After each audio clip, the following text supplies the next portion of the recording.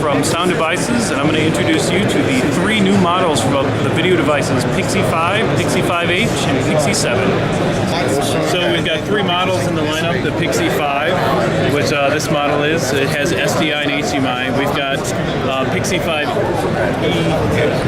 E5H, which only has HDMI, and then we have the 7-inch PIX E7, which has HDMI and SDI, but it's a 7-inch screen. These are both 5 inches. The screen is a 1920 by 1080 screen, touch screen. It's got Gorilla Glass 2 for the cover, and it's an aluminum chassis, so it's built very similarly to our professional audio products. They're built very well. They're built as a professional tool and to go through the normal beating of a day of real professional use. So we've got several features for monitoring functions, false colors, both a 4-color and a 12-color mode. Zebras with selectable thresholds so that you can choose what you would like to see.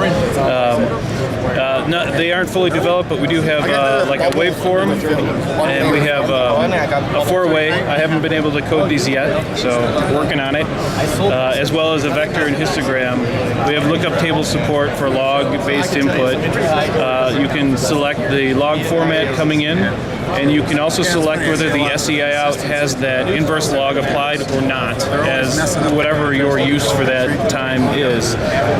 We have a tap to zoom feature, so you can tap in here and zoom in, turn on your peaks if you'd like to really focus on one specific certain area, and then you can tap and zoom right back out and see your peak meters as well.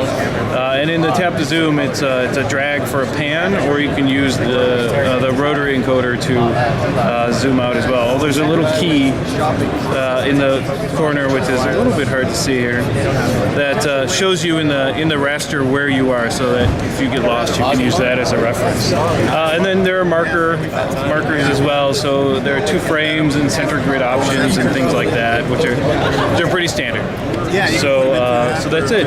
The unit records ProRes. There are 6 formats of ProRes that you can, 6 variants, I guess.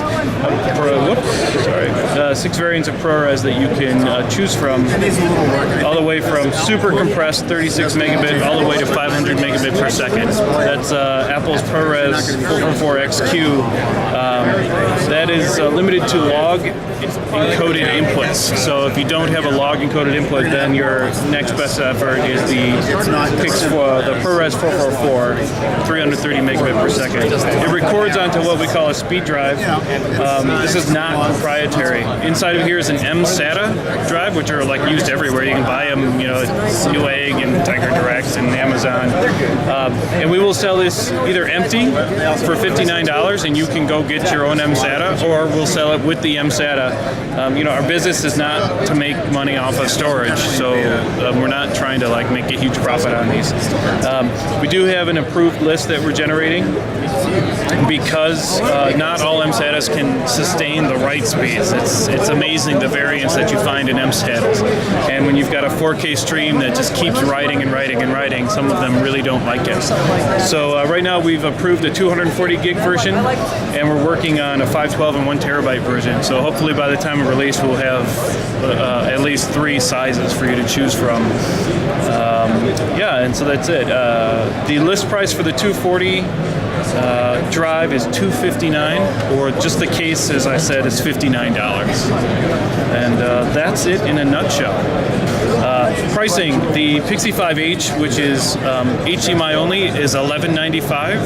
The PIX E5 is $13.95, and the PIX E7 is $15.95. And there is an XLR accessory as well that is $2.99, and that provides 2 mic line inputs with limiters and LEDs, phantom power, high-pass filtering, transport controls, fader knobs. It's a great little accessory if you want a professional mic for your rig.